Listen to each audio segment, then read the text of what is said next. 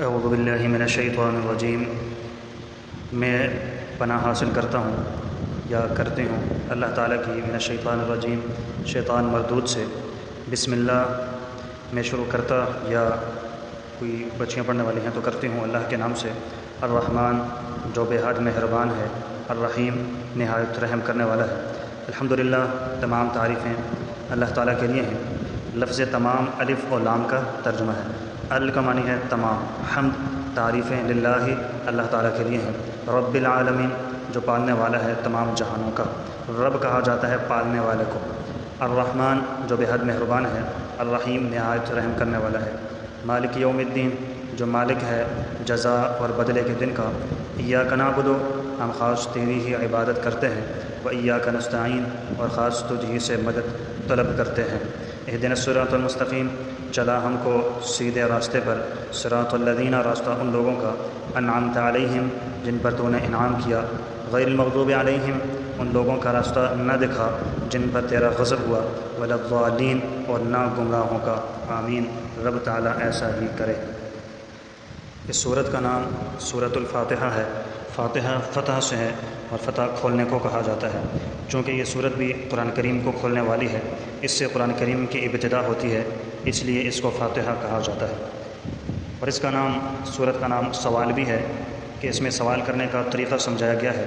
کسی سے سوال کرنے اور مانگنے کا طریقہ یہ ہے کہ سائل جس سے مانگتا ہے پہلے اس کی تعریف کرتا ہے کہ تم بڑے ہمدرد ہو، خیر خواہ ہو اور بڑے سخی ہو، پھر اپنا تعلق بتاتا ہے کہ میں تو تمہارا شہر والا ہوں یا تمہارا تو محلے دار ہوں اور تمہارے زیر سایہ ہوں، پھر اپنی کمزوری اور عاجزی کا اظہار کرتا ہے، پھر اپنا سوال پیش کرتا ہے کہ یہ میری ضرورت ہے جو تمہارے سے میں مانگنے کے لیے آپ کے پاس آیا ہوں۔ اس صورت کے اندر بھی پہلے اللہ تعالیٰ کی حمد بیان کی جاتی ہے کہ الحمدللہ رب العالمین الرحمن الرحیم مالک یوم الدین۔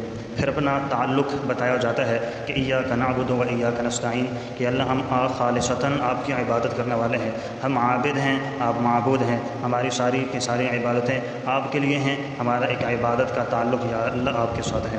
پھر اس کے بعد آگے بندہ سوال کرتا ہے اہدنا الصراط المستقیم کہ یا اللہ ہم کو سیدھے راستے کے اوپر چلا دے۔ اسی طرح اس صورت کو شافیہ بھی کہتے ہیں، یعنی شفا دینے والی۔ حقیقتاً تو شفا دینے والی ذات اللہ تعالیٰ کی ہے، مگر اس میں اللہ تعالیٰ نے ایسی برکت رکھی ہے کہ جس کی وجہ سے روحانی اور جسمانی بیماریوں سے انسان کو شفا مل جاتی ہے۔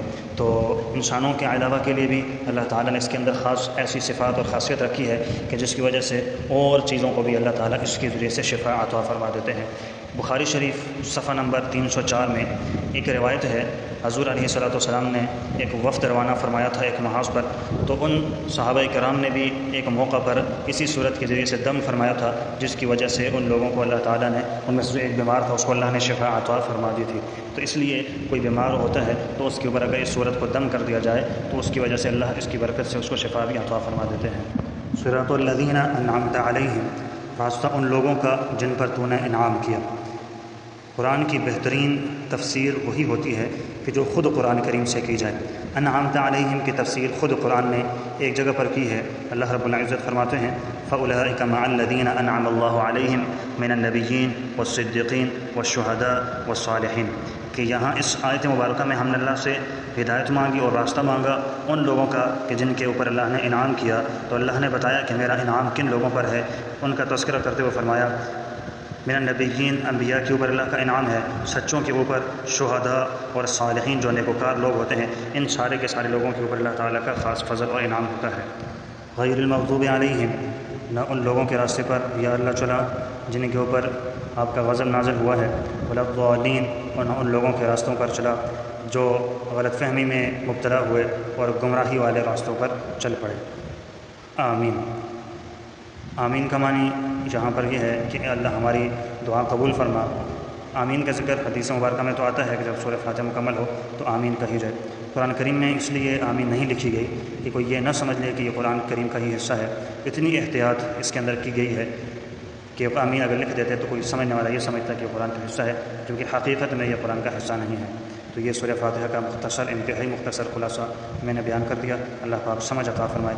مزید انشاءاللہ آگے روزانہ کے اعتبار سے سبق ہوں گے، پورے کے پورے قرآن کا خلاصہ انشاءاللہ مختصر الفاظ بیان کرنے کی کوشش کی جائے گی۔ اللہ تعالی ہمیں سمجھنے کی، عمل کرنے کی اور آگے پھیلانے کی توفیق نصیب فرمائے۔